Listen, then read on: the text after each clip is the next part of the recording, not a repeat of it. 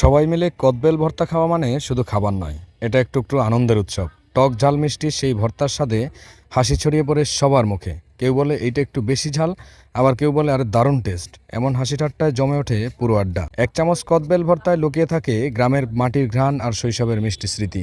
Hello everyone, আসসালামু আলাইকুম।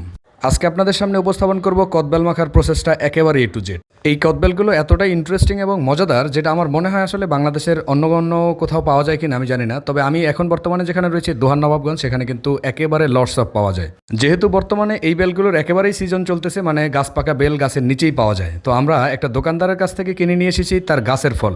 মানে তিনি হচ্ছে প্রতিদিন সকালবেলা এই বেলগুলো কুড়ান গাছের নিচ থেকে, এবং সেগুলোই 10 টাকা থেকে বেশ শুরু করে সাইজ অনুযায়ী বিক্রি করেন। তো আমরা এখানে বেশ কয়েকটা বেল কিনে নিয়ে এসেছি।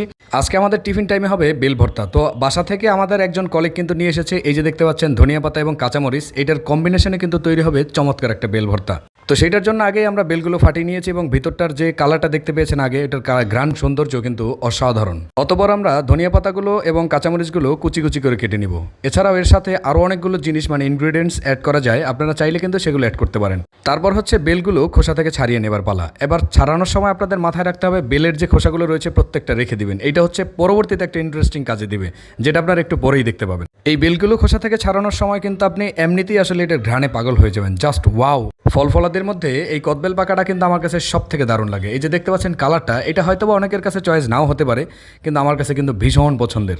সবচেয়ে পছন্দের জিনিস হচ্ছে এটার ঘ্রাণ। এটা কিন্তু নর্মালি আমি শুধু লবণ দিয়েও মাঝে মধ্যে উপভোগ করি।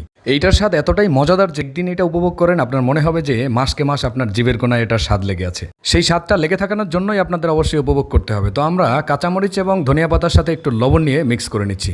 মিক্স করার পরে হচ্ছে এই বেলগুলো একেবারে কষলিয়ে, মানে চেটকিয়ে যেটাকে বলে, একদম মিক্স করে ফেলতে হবে। তো তখন আপনি একটা জিনিস খেয়াল করবেন যে আপনার আশেপাশে যে লোকগুলো থাকবে তারা কিন্তু ঘ্রাণে একেবারে পাগল হয়ে যাবে। এইবার আসি সব থেকে ইন্টারেস্টিং বিষয়, ওই যে বেলের খোসা যেটা বলছিলাম, সেটাকে যদি আপনি রেখে দেন, সেটা কিন্তু আপনি সার্ভ করার সময় একেবারে চমৎকার একটা উপায় হিসেবে কাজ করবে। এই দেখতে পাচ্ছেন ভর্তা হয়ে গিয়েছে, এবং বেলের প্রত্যেকটা খোসার মধ্যে চমৎকারভাবেই সার্ভ করা হয়েছে। এইটা কিন্তু এক্সট্রা বাটি হিসাবে চমৎকার কাজ করেছে।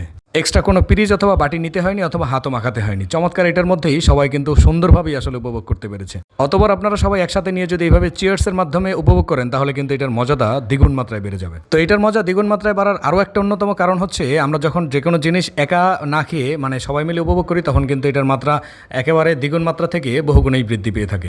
তবে আর দেরি কেন, আশেপাশের গাছ থেকে বেল কুড়িয়ে বা বেল পেরে অথবা সংগ্রহ করে আপনারা কিন্তু চমৎকার এরকম একটা রেসিপি তৈরি করে অথবা এরকম একটা ভর্তা তৈরি করে সবাই মিলে উপভোগ করতে পারেন। বিশেষ করে মাথার উপরে যখন প্রচণ্ড রোদের খরতাপ থাকবে, তখন কিন্তু এই আচারটা মানে এই ভর্তাটা এত পরিমাণ টেস্ট আপনাকে দিবে, যেটা কিন্তু আপনি আসলে ভাষায় প্রকাশ করতে পারবেন।